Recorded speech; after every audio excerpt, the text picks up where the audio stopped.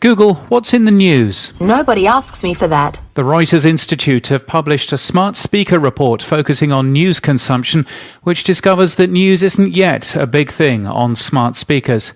Many listeners want shorter news bulletins, the study suggests. It also says that podcasts aren't used by many smart speaker owners. NPR has announced their Student Podcast Challenge. Students and teachers can take a topic, a lesson, or a unit they're learning about and turn it into a podcast between 3 and 12 minutes long. Winning podcasts will be featured on NPR's Morning Edition and All Things Considered. The Australian Podcast Awards have announced a partnership with Stitcher, who are sponsoring the investigative journalism and true crime podcast category.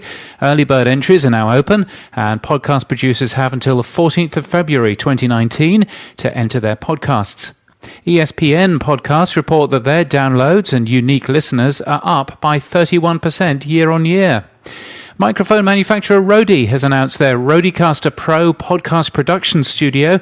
A new mixer with some ideal features for podcasters. Features include Bluetooth for flawless telephone calls using your mobile, hotkeys, and enough inputs and headphone outputs for 4 people. SpeechKit is a service using text-to-speech technology to allow news articles to be turned to speech or even a podcast as soon as they're published.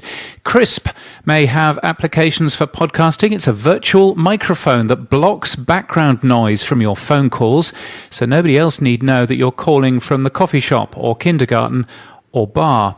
And in opinion, no, people aren't skipping your podcast ads, says Christopher Lawson. He says, quote, "It was suggested that podcast advertising doesn't work because a large majority of the listeners are skipping over the ads. But the truth is, that's categorically false."